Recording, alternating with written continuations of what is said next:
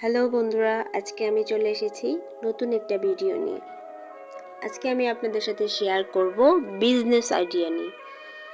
যারা কম পুঁজি দিয়ে ব্যবসা করতে চান অথবা টাকা আছে কিন্তু বিজনেস আইডিয়ার অভাবে কিছু করতে পারছেন না, আজকের ভিডিওটা তাদের জন্য। অনেকেই আছে কম পুঁজি কি করবেন ভেবে পাচ্ছেন, তারা এই ভিডিওটা দেখবেন। কম পুঁজি ও কম সময়ে শুরু করা যেতে পারে এমন কিছু জনপ্রিয় বিজনেস আইডিয়া হলো ডিজিটাল মার্কেটিং সেবা, customise gift item, online food delivery, online পোশাকের ব্যবসা, হস্তশিল্প বা অনলাইন বেকারি। এছাড়াও অর্গানিক খাদ্য সরবরাহ, মোবাইল অ্যাক্সেসরিজ বা পোষা প্রাণীর যত্ন সেবাও ভালো বিকল্প হতে পারে। আজকে আমি আপনাদের সাথে শেয়ার করব কিছু লাভজনক business idea. Number 1, digital marketing ও অনলাইন সেবা। কম পুঁজিতে শুরু করা সম্ভব এমন একটি লাভজনক ব্যবসা হলো ডিজিটাল মার্কেটিং।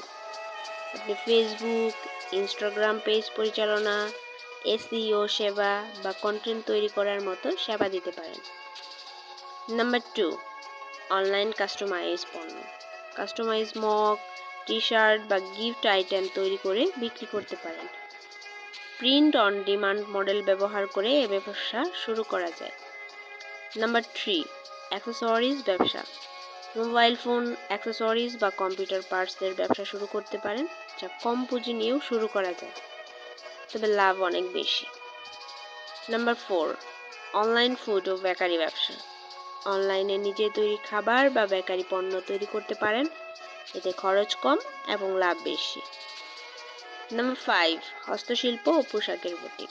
হস্তশিল্প, স্থানীয় পণ্য বা অনলাইন বুটিক খুলে পোশাক বিক্রি করা যেতে পারে, এতে অনেক লাভবান হওয়া যায়। নাম্বার 6, কৃষিভিত্তিক ও অর্গানিক পণ্য। স্থানীয়ভাবে উৎপাদিত ফরমালিন মুক্ত খাদ্য, মাছ, মাংস বা অন্যান্য অর্গানিক পণ্য সরবরাহ করে ব্যবসা করতে পারেন। নাম্বার 7, সৃজনশীল সেবা। ফটোগ্রাফিক, ওয়েব ডিজাইন, বুক কিপিং বা কপিরাইট সেবা প্রদান করতে পারেন। তবে এই ব্যবসাগুলো শুরু করার আগে কিছু টিপস আপনার অবশ্যই জেনে রাখতে হবে। যেমন বাজার ভালোভাবে বুঝুন এবং কোনো নির্দিষ্ট সেক্টরে আপনার আগ্রহ ও দক্ষতা আছে তা নিশ্চিত করুন।